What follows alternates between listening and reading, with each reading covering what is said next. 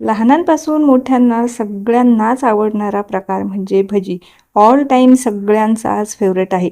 ही भजी बनवणं अजूनच सोपी झाली तर हो, आज मी तुम्हाला मस्त अशी भजीच्या प्रीमिक्सची रेसिपी दाखवणार आहे.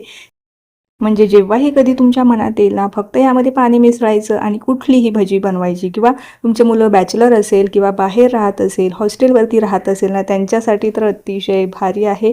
एकदाच असं हे प्रीमिक्स बनवून ठेवायचं, 3 ते 6 महिने अजिबात खराब होत नाही. आणि आता पावसाळ्यालाही सुरुवात होणार आहे, तर त्यासाठी ना असं हे प्रीमिक्स तुम्ही नक्की बनवून ठेवा. म्हणजे तुमच्या मनात आलं की त्यामध्ये पाणी मिसळायचं, तुम्ही यापासून कांदा भजी, बटाटा भजी, पालक भजी, कुठलीही तुम्हाला जी भजी आवडत असेल ना, ती अनलिमिटेड भजी यापासून बनवू शकता. अगदी मस्त, अगदी 1 मिनिटात तयार होणारं हे प्रीमिक्स आहे. आणि हे प्रीमिक्स वापरून आपण मस्त अशी पुरीप्रमाणे टम्म फुगलेली, अजिबात तेलकट न होणारी बटाटा भजीसुद्धा पाहूयात. चला तर मग वेळ न घालवता लगेचच आपल्या रेसिपीला आपण आता सुरुवात करूया. रेसिपी नेहमीप्रमाणेच अगदी साधी, सिंपल, सोपी आहे. त्यामुळे तुम्हाला नक्कीच आवडणार आहे. तर वेगवेगळे प्रीमिक्स तुम्ही बघितलेच असेल. भजीचं प्रीमिक्स आजवर तुम्ही कधीही बघितलं नसेल तर नक्की पहा.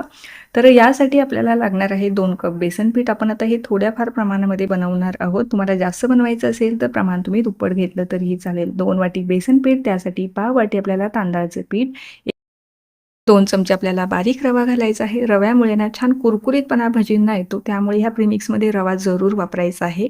1 चमचा आपल्याला इथे मैदा वापरायचा आहे. मैद्यामुळे काय होणार आहे, आपले जी भजी आहे ना, तेलकट होण्यापासून म्हणजे कमी तेलकट होतात, त्यासाठी आपल्याला यामध्ये मैदा घालायचा आहे. बाकीचे मसाले आहे, त्यामध्ये मी पाव चमचा हिंग घातलेला आहे. अर्धा चमचा आपल्याला लाल मिरची पावडर घालायची आहे. त्यानंतर इथे मी पावच चमचा इथे हळद पावडर घातलेली आहे.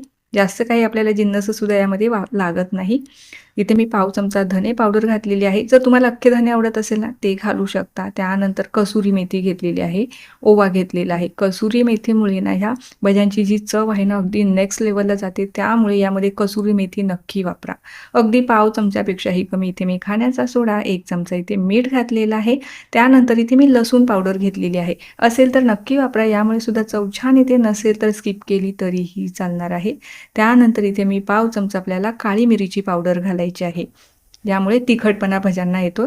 कारण आपण लाल मिरचीचं जे प्रमाण आहे ना, थोडं कमी ठेवलेलं आहे. जर तुम्हाला काळी मिरी घालायची नसेल तर तुम्ही लाल मिरचीचं प्रमाण थोडंसं वाढवू शकता. अगदी जास्तही वाढवू नका, नाहीतर भज्यांना रंग फार डार्क येतो.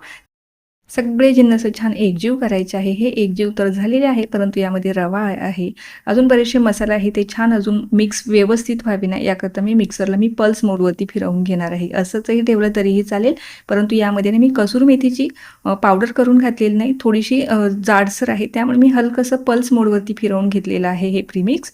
तर हे पहा, प्रीमिक्स आपलं तयार झालेलं आहे आणि सगळे जिन्नस सुद्धा एकजीव व्यवस्थित होता, त्यामुळे मिक्सरला फिरवून घेतलेलं आहे. प्रीमिक्स आपलं तयार झालेलं आहे. अगदी तुम्ही 3 ते 6 महिने याला स्टोअर करून ठेवू शकता, अजिबात खराब होत नाही. बऱ्याचदा बॅचलर जे असतात ना, त्यांना भजी खायची असतात, पण कधीतरी प्रमाण हे बिघडतं, तर तुम्ही त्यांना असं हे प्रीमिक्स बनवून देऊ शकता. त्यावेळेला ते फक्त यामध्ये पाणी मिसळतील आणि यापासून मस्त अशी भजी बनवून खातील. प्रीमिक्स बनवणं अतिशय सोपं आहे. सगळ्या जिन्नसांचे जे मेजरमेंट आहे हे मी तुम्हाला डिस्क्रिप्शनमध्येही देणार आहे. अगदी काही रॉकेट सायन्स नाही हे प्रीमिक्स बनवणं, परंतु हे जर असं बनवून ठेवलं ना, आयत्या वेळेला फार उपयोगी ठरणार आहे. कारण भजी खायचा जो मूड आहे ना, केव्हाही होतो आणि आता पावसाळ्यालाही सुरुवात होणार आहे. पावसाळ्यामध्ये वेगवेगळी भजी खायची जी मजा आहे ना, ती इतर कुठल्याही सीझनमध्ये नाही. मस्त याला मी काचेच्या बरणीमध्ये भरून ठेवलेलं आहे किंवा तुमच्याकडे ती एअर टाईटवाली जी बॅग असते ना, त्यामध्ये जरी भरून ठेवलं ना, तरीही छान टिकतं. तुम्हाला हे फ्रीजमध्ये ठेवायचं असेल तर फ्रीजमध्ये सुद्धा हे ठेवू शकता. फ्रीजच्या शिवाय सुद्धा हे 3 ते 6 महिने आरामात टिकतं. आता हे प्रीमिक्स आपलं तयार झालेलं आहे. लगेच तुम्हाला झटकीपट बटाटा भजीसुद्धा बनवून दाखवते. बटाटा मी अगोदरच छान असा कट करून ह्या पाण्यामध्ये बुडवून ठेवलेला होता.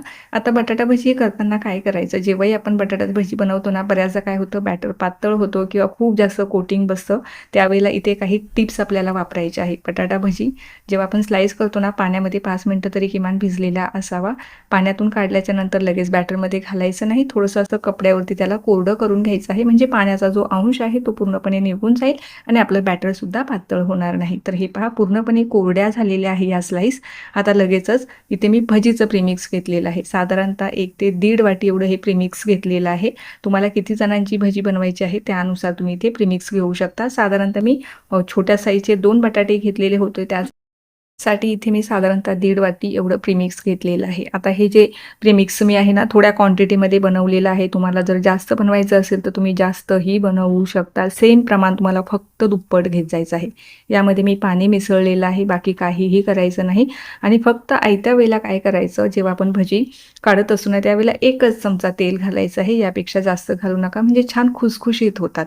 तर हे बॅटर आपल्याला छान एकजीव करायचं आहे आणि अगदी शेवटी आपल्याला 1 चमचाभर तेलाचं मोहन घालायचं आहे. तेही साधं असलं तरी चालेल किंवा गरम कुठलंही तेलाचं मोहन यामध्ये घालू शकता. कोथिंबीर असेल तर कोथिंबीर वापरा आणि अजून तुम्हाला तिखट हवी असेल ना ही भजी तर थोडंसं हिरवी मिरची, लसूण, आलंची जी पेस्ट आहे ना तीसुद्धा ह्यामध्ये घालू शकता. तुमच्या आवडीवर आहे तुम्हाला घालायची की नाही घालायची. सगळे जिन्नस एकजीव झालेले आहे. बटाट्याचे स्लाईस आपल्याला यामध्ये घालायचे आहे आणि मस्त अशी भजी तळायची आहे. तर बटाट्याचे स्लाईस घालून घेऊया आणि लगेचच भजी तळून घेऊया. त्यापूर्वी मिश्रण अगोदर चेक करायचं. जास्त पातळ ठेवायचं नाही. फक्त जे कोटिंग आहे ना या स्लाईसला अगदी व्यवस्थित बसलं पाहिजे. अगदी जास्त जाडही नको आणि जास्त पातळसुद्धा बसायला नको. मध्यम घट्ट हे बॅटर ठेवायचं आहे अशा पद्धतीचं. तळताना सुद्धा तेल आपल्याला मीडियम गरम ठेवायचं आहे. फार कडकडीत तेलामध्ये आपल्याला भजी कधीच तळायची नाही. कमी गॅसवरती सुद्धा तळायची नाही. कमी गॅसवरती तळली तर भजी खूप जास्त तेल शोषतात. त्यामुळे मध्यम गॅसवरती आणि मध्यम गॅसवरती जेव्हा तळू ना तेव्हाच आतमधला बटाटासुद्धा अगदी छान व्यवस्थित असा शिजला जातो. तर हे पहा तेलात सोडल्या किती टम्म ही भजी फुगलेली आहे. अगदी पुरीप्रमाणे ही भजी फुगतात. अगदी हे मस्त प्रीमिक्स आहे. तुम्ही एकदा जरूर ट्राय करून पहा. एकदा जर तुम्ही बनवलं ना तर संपलं की लगेच दुसऱ्या वेळेला बनवणार आहे याची मला पूर्णपणे खात्री आहे. बटाटा भजी बघून तर तुम्हाला अंदाज आलाच असेल. अगदी पुरीप्रमाणे फुललेली आहे आणि कुठेही तेल ओढलेलं नाही. रंग तर पहा किती छान असा आलेला आहे. मस्त ही बटाटा भजी होतात. नक्की ट्राय करून पहा. बटाटा भजीच नाही तर इतर कुठलीही तुम्ही कोबीची भजी बनवू शकता, फ्लॉवरची भजी, तुम्हाला जी भजी कांदा भजी बनवायची असेल तर ती सुद्धा ह्या प्रीमिक्सपासून बनवू शकता. आणि प्रीमिक्स बनवायला सुद्धा जास्त वेळ लागत नाही. 1 मिनिटापेक्षाही कमी वेळेमध्ये तुम्ही हे प्रीमिक्स बनवून ठेवू शकता आणि आयत्या वेळेला त्यापासून भज्यांचा आनंद घेऊ शकता. तर बटाटा भजी बघून तर तुम्हाला अंदाज आलाच असेल आणि तुमच्या तोंडाला देखील पाणी सुटलेलं असेल. मस्त पुरीप्रमाणे हे टम्म फुगलेले आहे. काढून घेऊया. जी भजी लवर असेल ना त्यांनी तर हे प्रीमिक्स नक्कीच बनवून ठेवा. म्हणजे वाटेल तेव्हा मनात येईल तेव्हा अशी वेगवेगळी भजी तुम्ही बनवून खाऊ शकता.